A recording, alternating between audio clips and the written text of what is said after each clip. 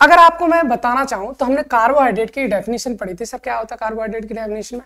हमने कहा था सर हाइड्रेट्स ऑफ कार्बन, और जहां पर हमने इसका फॉर्मूला हमने बताया था आपको, जनरल फॉर्मूला CxH2O का होल y, यही तो बताया था। और वहां पर एक कंडीशन ली थी भाई, यहाँ पर x और y की वैल्यू इक्वल भी हो सकती है और x is not equal to y भी हो सकता है। दोनों चीजें बताई थी, x y की वैल्यू सेम भी हो सकती है और x और y की वैल्यू डिफरेंट भी हो सकती है। सर बस यहीं से जानना है। अगर मैं बात करूं मोनोसैकेराइड, तो मोनोसैकेराइड में x और y की वैल्यू जो होती है वो आपकी क्या होती है भाई? सेम होती है। x और y की वैल्यू क्या रहती है? सेम। किसके केस में? मोनोसैकेराइड।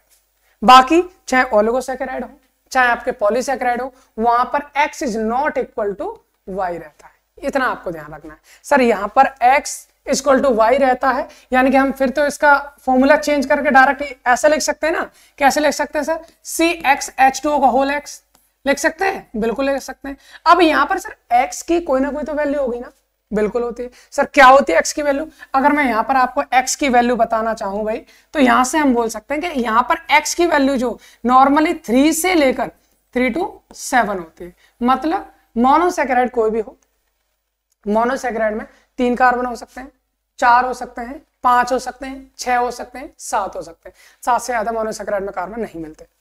सर इसकी डेफिनेशन कैसे करेंगे? मोनोसैकेराइड एक्चुअल में है क्या?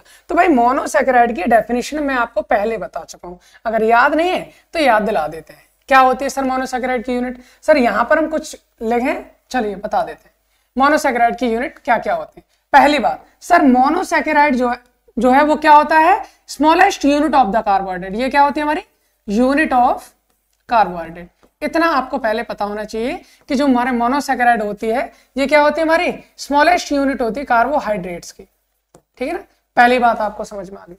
दूसरी बात, कैन नॉट बी यानी can't be hydrolysed into smaller units of carbohydrate मतलब इनको कार्बोहाइड्रेट की और छोटी यूनिट्स में नहीं हाइड्रोलाइज किया जा सकता, ब्रेक नहीं किया जा सकता, उन्हें हम बोलते हैं सर मोनोसैकेराइड। और इनका अगर फॉर्मूले की बात करें तो क्या हो जाएगा सर? इनका फॉर्मूला हमने बता दिया, क्या होता है? CxH2O का होल x होता है और यहां पर x की वैल्यू ऑलवेज 3 to 7 होगी। मुझे लगता है इतनी बात समझ में आ रही। सर इसकी और कोई डेफिनेशन हो सकती है क्या? मोनोसैकेराइड की बात करें, बिल्कुल हो सकती है। सर ये भी डेफिनेशन है, ये तो हमने एक नॉर्मल हमने जान लिया कि क्या होता है कार्बोहाइड्रेट। एक डेफिनेशन और इसकी एग्जैक्ट की बात करें तो हम ये कहेंगे सर, हम कैसे पहचानेंगे कि सर कौन सी हमारी यूनिट है, किसको हम हाइड्रोलाइज नहीं कर सकते? तो सीधे सीधे लिखेंगे कि पॉलीहाइड्रोक्सी एल्डिहाइड और पॉलीहाइड्रोक्सी कीटोन और polyhydroxy ketone are known as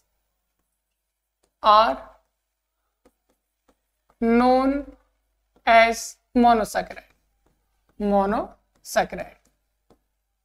भाई अगर हम बात करें इसकी, किसकी बात करें? मोनोसैकेराइड की, तो पॉलीहाइड्रोक्सी एल्डिहाइड और पॉलीहाइड्रोक्सी कीटोन हमारे क्या होता है? हमारे ये मोनोसैकेराइड होते हैं। फॉर एग्जांपल आपको एक बहुत ही फेमस एग्जांपल पता होगा, जैसे कि मैं आपसे बोलता हूं, एक फॉर्मूला लिखता हूं C6H12O6। सर ये किसका फॉर्मूला है? आप बोलोगे सर ये फॉर्मूला ग्लूकोज का भी है, फ्रक्टोज का भी है, गैलेक्टोज का भी है, मैनोज का भी है। बहुत सारे फॉर्मूलेज होते हैं जिन मतलब बहुत सारे कंपाउंड्स हैं जिनका ये फॉर्मूला है। तो हम यहाँ पर केवल 2 की बात कर लेते हैं, हमारा कंसेप्ट क्लियर हो जाएगा। सर 2 की किस किस की बात करने वाले? देखिए, एक हम बात कर लेते हैं ग्लूकोज, ठीक है, और एक हम बात कर लेते हैं फ्रक्टोज। ठीक है ना, 2 चीजें हमने ले ली है, एक हम ग्लूकोज ले लेते हैं और दूसरा हम फ्रक्टोज को ले लेते हैं। भाई हमको पता है कितने कार्बन है? 6। इन दोनों का स्ट्रक्चर बनाएंगे, बिल्कुल ठीक है सर, स्ट्रक्चर बनाइए। अगर स्ट्रक्चर की बात करें कितने कार्बन है? 6 है, 6 लगेंगे, 1 2 3 4 5 6। यहां पर भी कितने लगेंगे? 6 लगेंगे, 1 2 3 4 5 6। ठीक है भाई, अगर हम बात करें 6 कार्बन लिख दिए, भाई दोनों का फॉर्मूला सेम है तो कहीं ना कहीं तो डिफरेंस होगा। सर डिफरेंस कहां होता है? इनके स्ट्रक्चर में। सर स्ट्रक्चर में डिफरेंस क्या होता है? इनमें सर फंक्शनल ग्रुप डिफरेंट होता है। ग्लूकोज की बात करूं तो यहां पर फंक्शनल ग्रुप आपको एल्डिहाइड मिलता है। क्या मिलता है? एल्डिहाइड। और यहां पर जो फंक्शनल ग्रुप मिलता है वो क्या मिलता है आपको? कीटोन मिलेगा। अगर मैं बात करूं ग्लूकोज की, सर एल्डिहाइड ग्रुप मिलेगा, तो एल्डिहाइड का ग्रुप कौन सा होता है? CHO। और हमेशा एल्डिहाइड ग्रुप क्या होता है? टर्मिनल ग्रुप होता है, मतलब एक ही सिरे पर आपको मिलेगा एल्डिहाइड ग्रुप। तो यहां पर मैंने लिख लिया क्या? CHO। इसके बाद आपको करना क्या है? बाकी आपको लगाना है नीचे वाले कार्बन पे लिख देना CH2OH। कार्बन की वैलेंस कितनी होती है? 4 होती है, सबके 2-2 हैं बीच वालों के, सबके 4-4 करते हैं। अब आपको एक काम करना है, करना क्या है? अगर ग्लूकोज का स्ट्रक्चर बनाना है तो नंबर 1 से 3 पर जाइए। 1 2 3, कार्बन नंबर 3 पर OH को आपको इस साइड लगाना है और बाकी कार्बन पर OH को आपको राइट हैंड साइड लगा देना है। कुछ इस टाइप से लगा सकते हैं, बिल्कुल लगा सकते हैं। बाकी बची हुई बैलेंस को आप हाइड्रोजन से कंप्लीट कर दीजिए। तो ये जो आपका स्ट्रक्चर बनेगा, ये आपका स्ट्रक्चर होता है किसका भाई? ग्लूकोज का स्ट्रक्चर। इसी तरह से अगर हम फ्रक्टोज का बनाना चाहते हैं तो सर फ्रक्टोज के स्ट्रक्चर में आपको ये जानना है कि फ्रक्टोज में कौन पाया जाएगा? कीटोन। और कीटोन है तो कीटोन तो टर्मिनल होता नहीं भाई, कीटोन कहाँ होगा? कहीं ना कहीं बीच में होगा कार्बन पर। तो फ्रक्टोज की बात करें तो स्पेशली कार्बन नंबर 2 पर आपका C डबल बॉन्ड O पाया जाता है। और इनमें अगर मैं हाइड्रोजन लगाता हूं तो यहां पर CH2OH होता है, यहां पर भी CH2OH होता है, और बाकी कार्बन पे क्या लगाना है आपको? ये सुन लीजिए। तो आपको पहले जैसे करना है 1 2 3, तीसरे नंबर पे OH आपने इधर लगा दिया और बाकियों में OH आपको, सॉरी, तीसरे नंबर पे OH आपको किधर लगाना है? लेफ्ट हैंड साइड, यानी OH इधर लगाना है और बाकियों में OH आपको इधर लगा देना है। बाकी जगह क्या करना है? हाइड्रोजन लगा देना है। तो अगर हम दोनों स्ट्रक्चर्स को देखें तो यहां से हमारी डेफिनेशन क्लियर हो जाएगी भाई। ग्लूकोज भी आपका एक कार्बोहाइड्रेट है, फ्रक्टोज भी आपका एक कार्बोहाइड्रेट है, और दोनों ही एग्जाम्पल किसके हैं? हमारे मोनोसैकेराइड के। तो सर यहां से अगर हम देखना चाहें, इसमें ग्लूकोज में देखो 1 2 3 4 5 भाई 5 हाइड्रोक्सी ग्रुप है।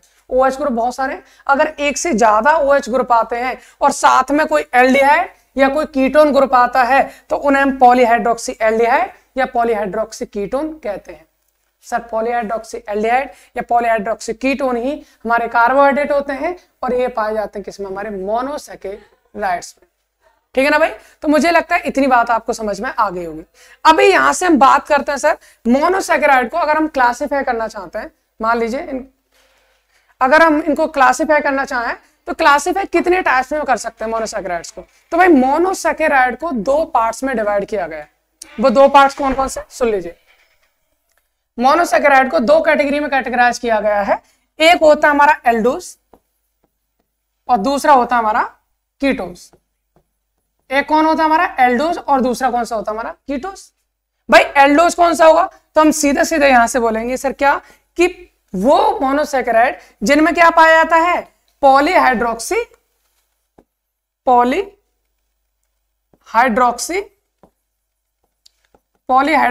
एल्डिहाइड, पॉलीहाइड्रोक्सी एल्डिहाइड जो होते हैं वो हमारे कौन होते हैं? एल्डोज। और पॉलीहाइड्रोक्सी कीटोन को हम क्या कहते हैं भैया? कीटोस कहते हैं। 2 ही चीजें तो बोली थी, पॉलीहाइड्रोक्सी एल्डिहाइड या पॉलीहाइड्रोक्सी कीटोन। अगर पॉलीहाइड्रोक्सी एल्डिहाइड है तो एल्डोज हो गया, पॉलीहाइड्रोक्सी कीटोन है तो कीटोज हो गया। बस इतनी सी बात है। तो भाई मोनोसैकेराइड को अगर हम क्लासिफाई करें तो मोनोसैकेराइड को 2 कैटेगरी में डिवाइड किया गया है, एल्डोज और कीटोज। भाई पॉलीहाइड्रोक्सी के साथ में एल्डिहाइड ग्रुप है तो एल्डोज बोलेंगे, और अगर कीटोन ग्रुप है तो कीटोज बोलेंगे। मुझे लगता है इतनी बात समझ में आ गई होगी। सर इसके बाद कौन कौन से हो सकते हैं? अभी अभी हमने जाना था, क्या जाना था सर? अगर हम मोनोसैकेराइड की बात करें उसका जनरल फॉर्मूला क्या था? CxH2O का होल X, यही तो था। और यहां पर हमने ये जाना था X की वैल्यू आपकी 3 to 7 तक होती है। इसमें यानी कार्बन कितने हो सकते हैं? 3 से लेकर 7 तक हो सकते हैं। तो उनके नाम क्या होंगे वो हमें जानना है। भाई हमने क्या कहा sir, number of carbon atom कितने होते हैं मोनोसैकेराइड में? सर 3 हो सकते हैं, 4 हो सकते हैं, 5 हो सकते हैं, 6 हो सकते हैं और 7 भी हो सकते हैं। अगर 3 होते तो फॉर्मूला क्या था? C6H2O का होल X, यही है ना। अगर मैं X की वैल्यू को 3 रखता हूं तो कितना हो जाएगा? C3। X मतलब 3 रखूंगा तो 3 2 6 मतलब H6 और O3, ये तो हो जाएगा, बिल्कुल हो जाएगा। सर 4 रखूंगा तो क्या हो जाएगा? C4H8O4 हो जाएगा। सर 5 रखूंगा तो क्या हो जाएगा? C5H10O5 हो जाएगा। 6 रखूंगा तो C6H12O6 हो जाएगा। अगर 7 रखूंगा तो C7H14O7 हो जाएगा। मुझे लगता है इतनी बात आपको समझ में आ गई। सर 3 कार्बन का कार्बोहाइड्रेट होता है उसको हम ट्रायोज बोलते हैं। 4 का होगा टेट्रोज, 5 का होगा पेंटोज, 6 का है हेक्सोज, 7 का हेप्टोज। तो उन्हीं के बेस पर इनके नाम भी हम इजीली बता पाएंगे कि इनके नाम क्या हो जाएंगे, ठीक है ना। तो इनके नाम की हम बात करते हैं। देखिए ये कौन है भाई, एल्डोज है। कितने कार्बन का है, 3 का है। तो इसका अगर मान लीजिए ये हमारा जो फॉर्मूला हमने लिखा है इसको हम पॉलीहाइड्रोक्सी एल्डिहाइड भी बना सकते हैं और पॉलीहाइड्रोक्सी कीटोन भी बना सकते हैं। सर एक काम करो, बना के दिखा दीजिए। ठीक है, बना के दिखा देते हैं। हमारे पास में C3H6O3 यही है ना, 3 कार्बन, 1 2 3। अगर मान लीजिए इसका एल्डिहाइड बनाना तो CHO कर दीजिए, बाकी 2 कार्बन बचे हैं, नीचे CH2O कर देना है, CH2OH। अब इस पर एक OH हो जाएगा, एक हो जाएगा हमारा H। इसमें कार्बन काउंट करना कितनी है, 1 2 3, सर 3 कार्बन हो गए। हाइड्रोजन काउंट करना 1 2 3 4 5 6 हो गए। ऑक्सीजन काउंट करना 1 2 3। इसका मतलब फॉर्मूला फिट है। एक और काम करते हैं, 1 2 3 कीटोन बनाना, C डबल बॉन्ड O आ जाएगा, इधर भी CH2OH और इधर भी CH2OH। सर ये भी हमारा कार्बोहाइड्रेट है, ये भी हमारा कार्बोहाइड्रेट है, क्योंकि यहाँ पर पॉलीहाइड्रोक्सी एल्डिहाइड है, ये पॉलीहाइड्रोक्सी कीटोन है। सबसे छोटा कार्बोहाइड्रेट हमारा यही होता है, पॉलीहाइड्रोक्सी एल्डिहाइड, जिसका नाम है ग्लिसरॉल्डिहाइड। जिसका नाम क्या है, ग्लिसरॉल्डिहाइड।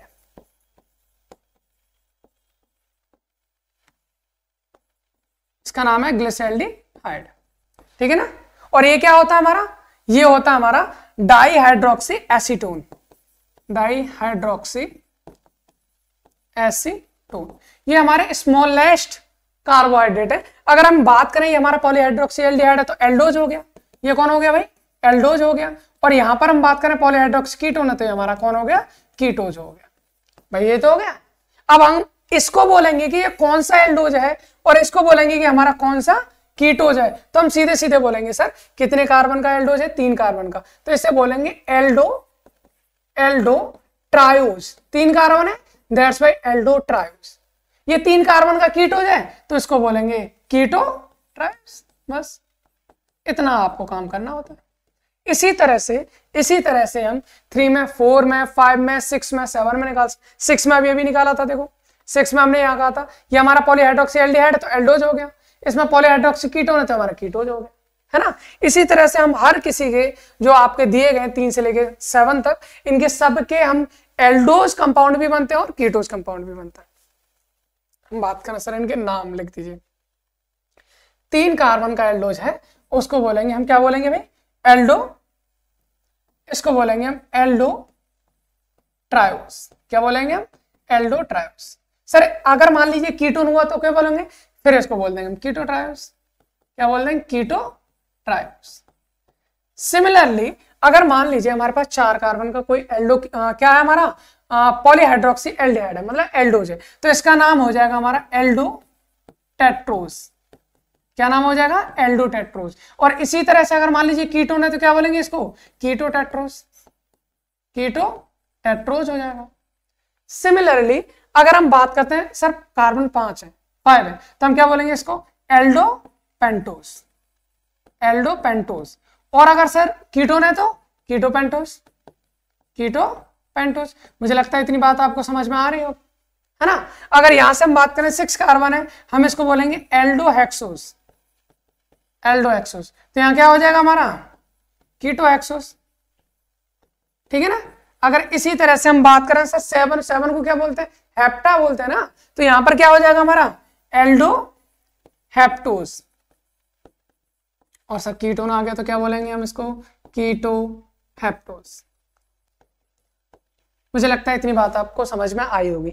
अगर इसी तरह से हम आपसे यहां से ये पूछते हैं सर इनमें से हमारे कितने टाइप के हो गए, 1 2 3 4 5 5 5 10, सर 10 टाइप के मोनोसैकेराइड हैं। अब इनमें से आपसे मान लीजिए मैं आपसे पूछता हूँ ग्लूकोज, तो ग्लूकोज इन 10 में से किस में एग्जिस्ट करेगा, तो हम बोलेंगे सर ग्लूकोज का फॉर्मूला क्या है, C6H12O6।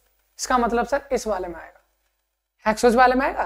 अब देखो ग्लूकोज में कौन सा ग्रुप है, एल्डिहाइड है या कीटोन है, तो हम कहेंगे सर एल्डिहाइड है, इसका मतलब एल्डोज वाले में आएगा, तो एल्डोज में आ जाएगा तो उसको हम बोलेंगे एल्डोहेक्सोस। तो कीटो वो ग्लूकोज को हम क्या बोलते हैं, ग्लूकोज को हम बोलेंगे कि ग्लूकोज हमारा एल्डोहेक्सोज है, और फ्रक्टोज की बात करें तो हमारा कीटोहेक्सोज होता है। तो मुझे लगता है इतनी बात आपको समझ में आ गई होगी। तो भाई मोनोसैकेराइड में बस इतना ही था। अब इसके बाद हम इसकी स्टीरियोकेमिस्ट्री पढ़ेंगे, कार्बोहाइड्रेट में कौन कौन सी स्टीरियोकेमिस्ट्री पाई जाती है, टी कॉन्फ़िगरेशन होता है, एल कॉन्फ़िगरेशन होता है, आरएस नोमेनक्लेचर होता है, वो सारी की सारी चीजें जानने वाले हैं इसके आने वाले लेक्चर में। तो हमारा 3rd लेक्चर है, मुझे लगता है आपको समझ में आया होगा, बाकी आगे शेयर कीजिए। Thanks for watching.